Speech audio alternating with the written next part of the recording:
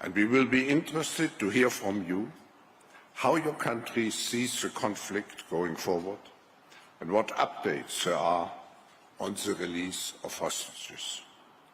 Top of our mind is also what steps are being taken to maximize the protection of civilians and the delivery of humanitarian aid. Mr. President, thank you again for being, during those tough times, with us, and we look very much forward to hearing from you. After your speech, we will have a conversation with my colleague, Borge Brende, the President of the World Economic Forum. Thank you.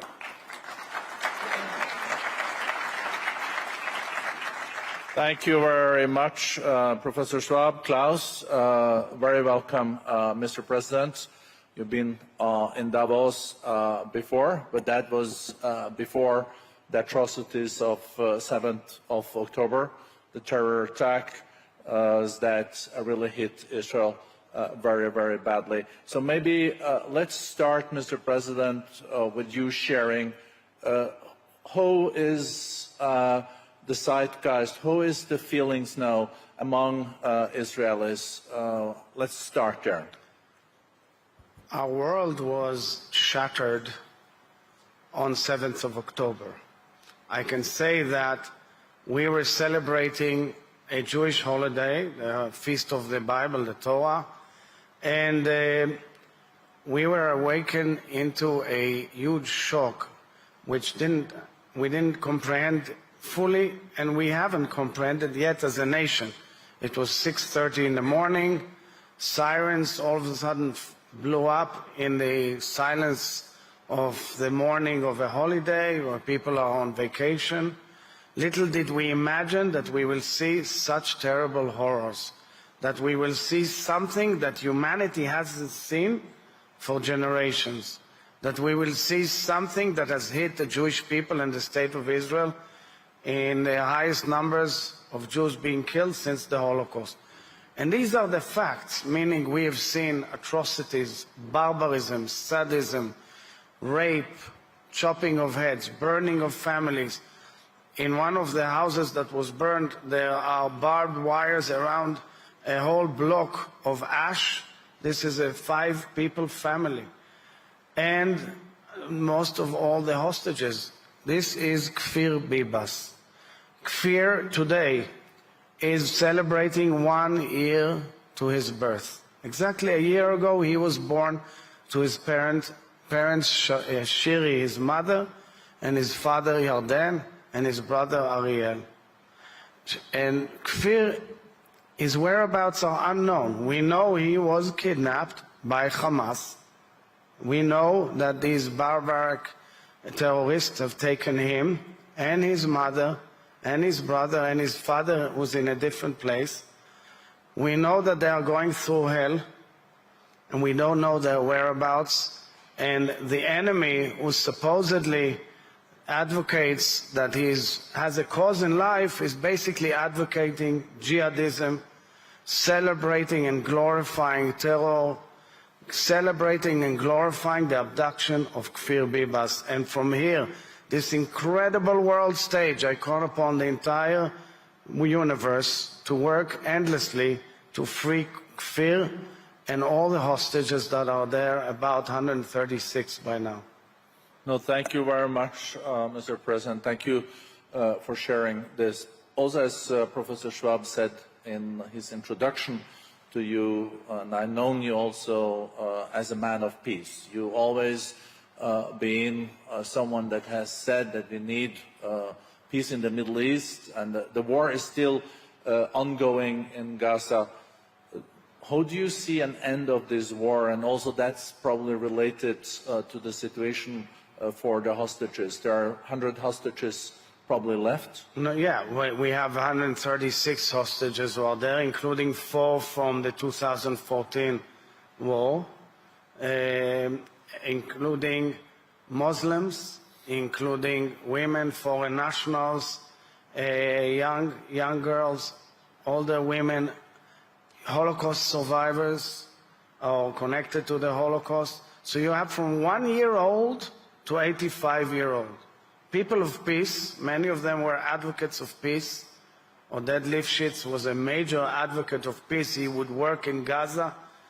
These communities were burned and ruined and brought to ashes were communities that advocated endlessly working for peace with the Palestinians. So if we look at on a bird's eye view of the war that we are seeing, it's not only between Israel and Hamas. I will deal with Israel and Hamas. But the issue is, and the world has to face it point blank, with no ifs and buts, there is an empire of evil emanating from Tehran, spending billions of dollars in arms and money and people's well-being to derail the entire stability of the world and the region. They've attacked the United States forces 2 nights ago, openly. They have proxies all over the region, quietly lurking to undermine any peace process and any stability of the world.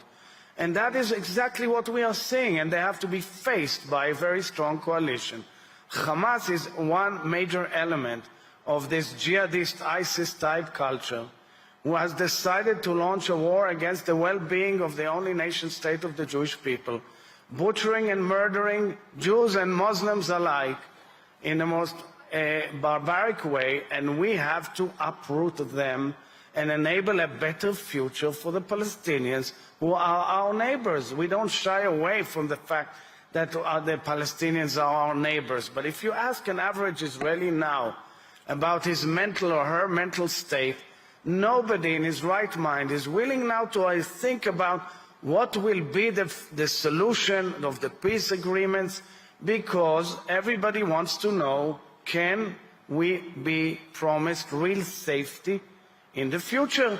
Every Israeli wants to know that he will not be attacked in the same way from north or south or east.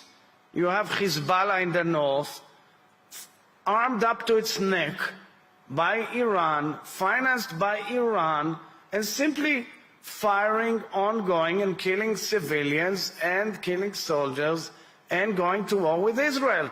And then the world tends to forget, and time goes on, but the truth is that we are fighting a war for the entire universe, for the free world. I always say, if Israel was not there, Europe will be next, because these barbaric jihadists want to get all of us out of the region and want to get all of Europe out of its place as well. And the United States is next too. So this war is something of an essential element in the history of humankind. Mr. President, the war in Gaza has now gone on for 100 days. And I think Israel is not immune either to the international criticism on the humanitarian situation in Gaza. So there are 2 million people now living under very, very tough conditions. And many of them didn't support Hamas. So what is your message to those that are also now suffering because they didn't even support Hamas? So I have a message to all our neighbors, first of all, and especially to the Palestinians. I've been advocating and calling for peace with our neighbors for years. I said it in my speech in a joint session of Congress on the 19th of July, just before the war. Terror is the main impediment to moving towards peace. You cannot accept terror directly or indirectly. You cannot justify it. It has to be totally stopped and out of the question. And the problem is that there are societies, there are people, when they support Hamas, they support terror, simple barbaric terror against LGBTQ or against any other human being or against anyone who is Jewish, Israeli, or the like. This has to be a clear message to the world. Terror is unacceptable. Now we therefore went to war because we see a war machine of a humongous structure right in Gaza. Huge cities of terror underneath. Tunnels that are higher than the size of the New York subway system. That means billions of dollars that had they gone to life above ground, we would have the most beautiful region in the world and move to peace. But instead they opted to go to terror. It was taken over by Hamas in a coup d'etat in 2007, after we pulled out of Gaza unilaterally to the last iota. And from then on, it became a platform of terror for Iran and all its proxies. And from then on, we had thousands of missiles on our head. And from then on, we reached this barbaric moment on this October 7th. And now we go in, according to our right of self-defense, and in every house you find terror equipment. You pull up in a bedroom, you pull up the bed, you find a missile. A missile, hundreds of kilometers they can shoot. Everywhere you go, they can press a button and you have missiles on Israel, like we had this week. We pulled out from the center, we had missiles. So we have to understand, if we have the right to defend ourselves, it's an inherent right to go, catch the terrorists, clean up the houses, and bring back their citizens. That is what we are trying to do. I'm not shying away from the human tragedy in Gaza. And you want to know something? We care. We care. It is painful for us that our neighbors are suffering so much.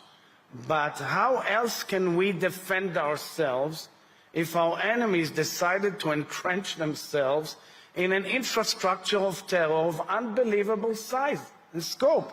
It's a very complicated battle. Everywhere we go, in shops, in living rooms, in bedrooms, in schools.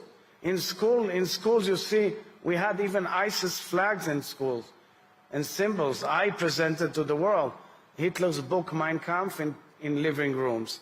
And a recent brochure that we found is directive by Hamas, how to run summer camps for children, titled, you have to instill in them the values of jihadism and resistance, which means terror. So let's agree, if the world wants to keep the world order of post-World War II in a decent manner, it has to fight terror and support fighting terror. And look at the Houthis, because here in the World Economic Forum, the Houthi issue is #1 priority, because it raises the cost of living for every family in the universe. A little tribe of 50,000 people amassed with weapons of an empire. I don't think Norway has such weapons. Ballistic missiles, cruise missiles, drones. What the hell is going on here? What is this? We are unraveling a huge system of evil that the world has to unite and say, we know it's difficult, but we are with Israel to get the things done. And I welcome very much the fact that there is an international armada and coalition fighting the Houthis, because it's an issue that makes clear that terror cannot be acceptable anymore. So, Mr. President, some people would say that it was a mistake in 2005 when Sharon pulled out of Gaza and also opened up for elections, and then Hamas came to power. But then, of course, this also has led to less momentum also for a two-state solution, because Hamas has been there. If you look at it in hindsight, should that have been handled differently? Also from the Israeli side? I owe you an answer also on the humanitarian issue. Yeah, we'll come back to that. Okay, because I would be happy to relate.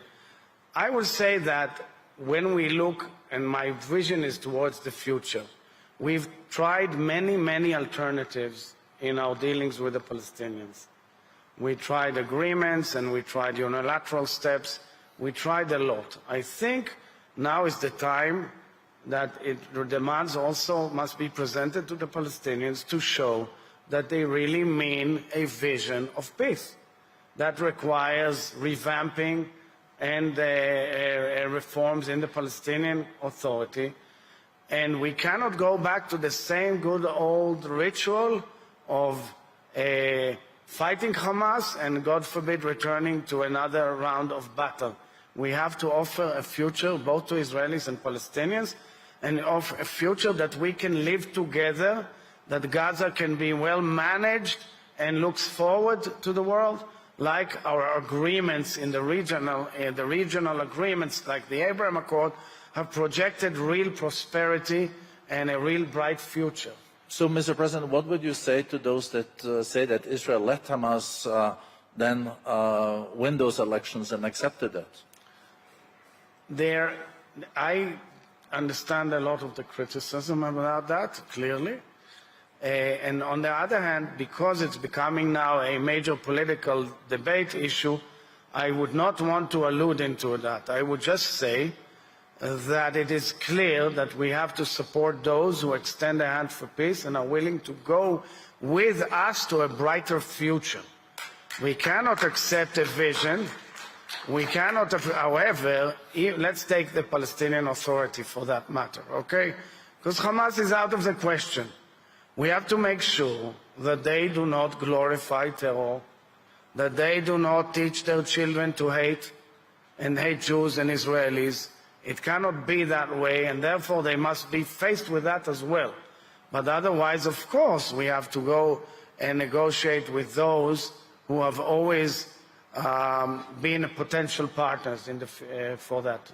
So how do you see the end game of this war in Gaza? I know it is hard, but war needs also to end. Do you see then the PA and Fatah and PLO taking over the responsibility of Gaza, or do you see still Israeli IDF forces being in Gaza?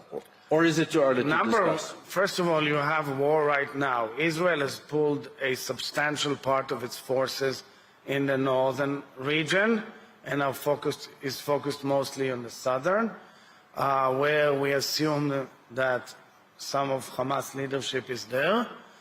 We should see a horizon of a coalition of nations who are willing to commit to rebuilding Gaza in a way that, number one, enables safety and well-being of Israel, number two, enables safety and well-being of the Palestinians, and brings a future, a different future to Gaza.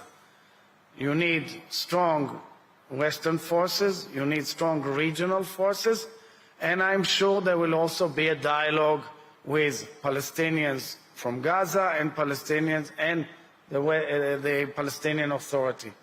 How is that cooked into a formula that makes sense is exactly the issue that's being discussed right now all over the world in very, very intimate and discussions. We all understand there has to be a vision, and I think part of it should be also going back to the normalization process of Israel and its neighbors in the region. I think it's part of a package, but that requires to support Israel's efforts to undermine the capabilities of Hamas, and it's still there. Mr. President, let's come back to the humanitarian situation, problems getting humanitarian support through the Rafah crossings. Right. The others are closed. You wanted to elaborate on that. Right. I think there is immediate need, urgent need for food, water, medicines, and of course you also want to make sure that this comes to the civilians in Gaza, and it's they that benefit from that. So we are committed from day one to upgrading and assisting the humanitarian supply to Gaza as much as possible. First, let's remind our dear audience here that from day one, Israel, according to the rules of international humanitarian law, identified safe zones so that the citizens who are uninvolved can move there, so that we can go in and uproot the terror infrastructure that we are unraveling now in huge quantities. However, there are dire situations that need to be met naturally under war zones, and as such, from day one, we have committed to the entry of convoys of trucks carrying humanitarian aid. I myself went to the Nitzana crossing with the media to see how we are screening these trucks. Today we can screen up to 400 trucks a day. That means about 20,000 tons of goods a day. Unfortunately, from Nitzanad it has to go to Rafah and Kerem Shalom, which is another passage we've opened up despite the risk of terror there. Unfortunately, so far the international community did not manage to meet the ability to get to 400 trucks a day. Usually you're around 200 trucks a day. There was a peak last week of 315. We are doing our best to enable entry of huge quantities of humanitarian needs to Gaza. There are also about 6 field hospitals, 2 marine floating hospitals that we've enabled, water supply which we've enabled, including desalination project of the United Arab Emirates, who's been extremely helpful in the humanitarian situation as well. Now the big problem, apart from that, is how do you deliver the food, the supplies all around the Gaza Strip without being shot at, fired at. In one of the main routes or humanitarian routes underneath, we've unraveled huge tunnels of terror, so that was stopped, so we need an alternative route. And we are working on it closely with the United Nations and all the other agencies closely. I would also add that parallel to that, many Israelis are asking themselves in many debates, and correctly so, how come such huge humanitarian aid goes in and Kfir Bibas and all of the other hostages are not even getting any help at all in any way, form or manner. Now we are praying that the medication that is being supplied with France and Qatar and the international agencies and others in Gaza will reach them, but that's only the beginning. Israelis are asking themselves, how come the hostages are not getting anything? So I'm giving you an interesting information that 2 days ago I've held an intimate, close meeting with representatives of the Red Cross in Israel and in the region who came to a meeting with families of hostages and hostages who have returned back to discuss the dire medical situation of the hostages, real dire medical situation, real danger, clear and present danger to our hostages. That meeting was very emotional, was very interesting. We went into in-depth discussion about the mechanism of how the Red Cross operates and how it can help under the limitations of this war zone and its ability to have a dialogue with all parties concerned. I hope it will enhance further the ability to help the hostages. It doesn't depend on us. We have a very cruel, sadistic enemy who has taken a decision to try to torture the Israeli national psyche as well as the hostages themselves. No, thank you, Mr. President, and I think the future of the hostages and their freeing is a key element also in ending the Gaza war. But by the way, it's an important comment. Clearly, the solution and the release of the hostages is a key element in this crisis. People must not forget it. Mr. President, we've known each other for decades, and I know you always been also a man that has been advocating for peace. And you even have been advocating for a two-state solution when that was not the key topic in Israel. Today we saw this terror attack on the 7th of October hitting Israel very hard, and it is a terrible situation. But then reflecting on the situation where the last decade there has been no momentum for the thinking around the two-state solution, because the argument has been that You know, we got the Abraham Accords, things look also better with the neighbors. Do you think that one underestimated the impact of not having a political process for a two-state solution, and there is no new momentum for that? I know it's premature, and you said that yourself, and I do fully respect that because of the war, but there needs to be a path also for peace in the future, and the path that you were on resulted in this. Of course, the polarization in Israel made also Israel more vulnerable because it wasn't ready for this. The focus was maybe somewhere else. I know there's a lot of... So you raised many topics here. The Israeli political system is always very interesting, I would say, full of debates and arguments on so many topics of the day and various agendas. I would not hint in any way, directly or indirectly, that this terror attack is connected to any political process. The Hamas has always objected to any political process with the Palestinians. I think it comes from sheer jihadist ideology that wants to eradicate Jews in Israel. It's under their charter and it's under their belief, and perhaps at times we may have been naive enough to think that Hamas may tame itself or may change its course. It hasn't. Parallel to that, and separately from that altogether, there are many questions that Israelis are asking themselves. Are withdrawals justified? Did it prove itself? These are legitimate questions. Is it true?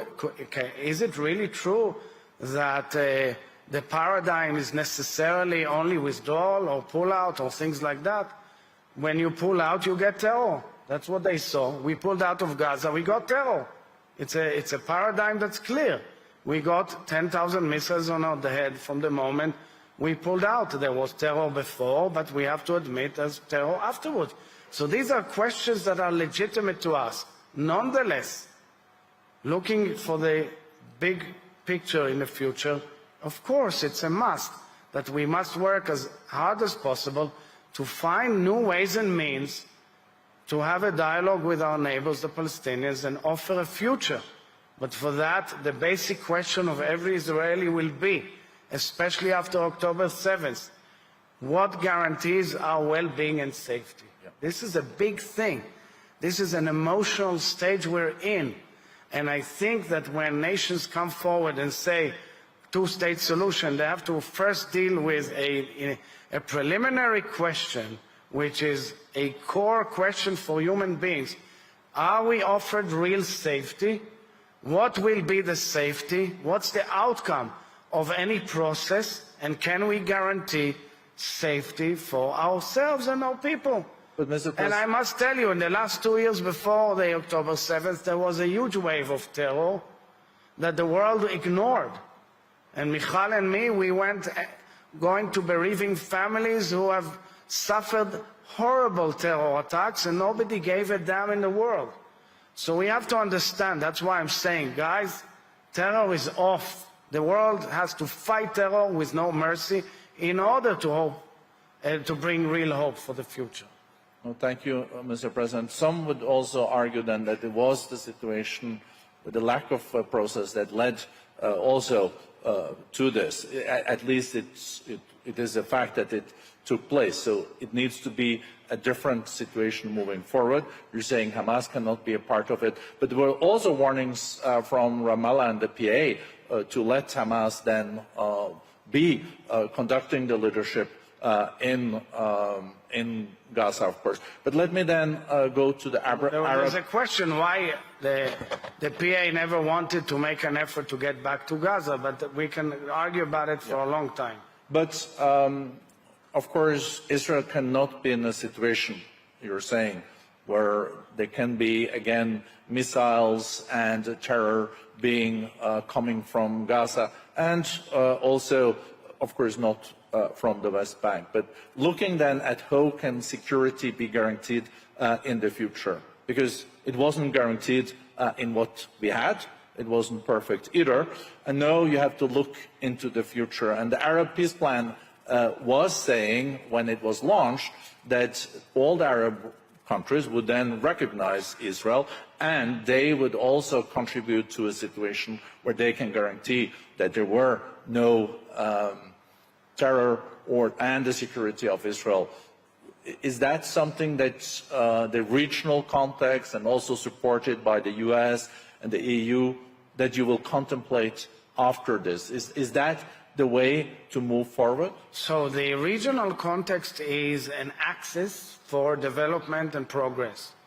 It's an axis for a better horizon for all parties concerned. And clearly the Saudi option as part of it, as the whole normalization process, is a key to the ability to exit from the war into a new horizon. It's still delicate, it's fragile, it will take a long time, but I think that it is actually an opportunity to move forward in the region toward a better future. I view that as a very important development. I encourage all parties who are discussing the option of normalization with Saudi Arabia. I believe it is a game changer, and it follows suit with the courage of nations such as Egypt, Jordan, and the Abraham Accords nations such as the United Arab Emirates, Morocco, the Kingdom of Morocco, and the Kingdom of Bahrain. It will mean a world change. And let me add that actually the trajectory before October 7th was the vision that was presented by President Biden at the G20 summit, which is the corridor, the connectivity between Israel and India, which means a connectivity between Europe and the South China Sea, which means connectivity between the United States and Australia through a different path, which is not the Pacific. This is the grand vision. That vision has been derailed by an empire of evil and will go back, undoubtedly in my mind, because of the desire of nations to move to peace. We are a peace-loving nation. We want to get to peace. Israelis are striving for peace.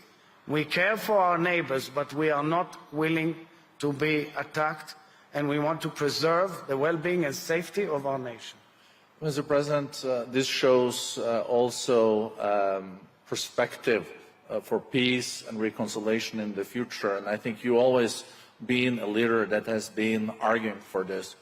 But do you think there will be a majority in Israel, in the Knesset, that will share this vision when this war is over? I think that it is for the Israelis to decide, because our nation is a democratic nation with strong pillars of democracy, and the spirit of debate is very strong, and these are legitimate debates.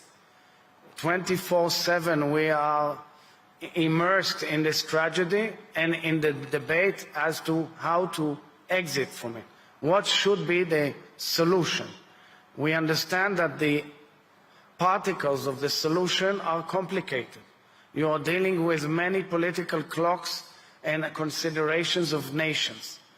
But I say from the onset, the basic values of Israel are peace and security. We have to answer both, and I think that the Israeli public has always shown its maturity when they know that they get something for real. Israelis lost trust in the peace processes because they could see that terror is glorified by our neighbors. It's a key element in the discussion. You cannot shy away from it. And on the other hand, we are, of course, not shying away from the fact that there are 5 million Palestinians, and we will have to find ways and means to deal with the issue and get to a future. But first and foremost, for that, in order to change the atmosphere, we need to get the hostages back, we need to prevent terror from recurring, and we should move on a trajectory of normalization in the region. And in the middle of this, South Africa brings Israel into the International Court of Justice in Hague. What is your reaction to that? So South Africa is outrageous in its behavior. Its attacks on Israel are outrageous. They basically support the atrocities and barbarism that we have seen on October 7th. They are supporting the sexual, gender-based violence that we have seen, and we are calling upon the entire universe to take action on that. They are supporting the barbaric, sadistic attacks on innocent civilians, violating a recognized international boundary. And it's a game of hypocrisy that South Africa is using the Convention Against Genocide, which was brought and enacted by the International Family of Nations following the worst atrocity of humankind, which is the Holocaust against the Jews in World War II, against the State of Israel, which is a nation state of the Jewish people defending itself under international law. I hope, and we all hope, that our case was heard well by the justices of the International Court of Justice in The Hague. Israel presented an in-depth and a very eloquent and convincing case, and I hope that our case will be heard loud and clear and decisions will follow suit. And I call upon the entire international community to stand with Israel and reject this claim. Thank you, Mr. President. Last question. We do hope to be able to wish you welcome back to Davos. Absolutely. We're always happy in to a year's time. I was identified as a global leader of tomorrow already 30 years ago, so you weren't so wrong. You know, Professor Schwab always had a good nose for then identifying future leaders. Last then question related to in a year. What is your hope and aspiration for where we are when it comes to Israel, Gaza, your relationship with the Palestinians, the Abraham Accords, and also the regional cooperation in a year? What are you working towards? So look, Israel is a country that is benefiting the world with so many incredible ideas and initiatives. There in the crowd, there are people here who have brought forward the most incredible inventions and innovations, doing good and helping people. I will tell you a story. Last year in Purim, it's like the Halloween of the Jewish people. In the celebration of Purim, Michal and I went to a Shaarei Tzedek hospital in Jerusalem, to the children's nephrology department, and we go in, and in the corridors there are little rooms, and we go into each room. In one room, there were ultra-Orthodox parents with their kids, with their babies. In another room, there were Orthodox, Zionist Orthodox. In others, there were seculars. In others, there were Palestinians and Israeli Arabs. And there was an incredible mixture of all religions and belief. In the last room I go in, there is a mother, a father, and a baby. And I could see she is Arab. And I asked her, "Where are you from?" And she said, "I am from Gaza." I asked her in Arabic, "Where are you from?" She said, "I'm from Gaza." She was very shy with a little baby. And I said to her in Arabic, "I'm the president of Israel." And she was quite shocked that the leader, the head of state, walks into her room, and we just spoke. And I said to her, "I bless your child, and I hope he will live in peace." This child and his family must have been brought to the hospital by volunteers from the kibbutzim around Gaza who used to volunteer and take them to a treatment. And I believe this is the vision that we have to project. People want to live together, and they want to live in peace. The coexistence in Israel of so many lives and beliefs, including between Palestinians and Israelis, is immense. But we cannot allow forces of evil who want to ruin this vision and want to drive us into the abyss. We can't allow them to win. Thank you very much. Well, thank you.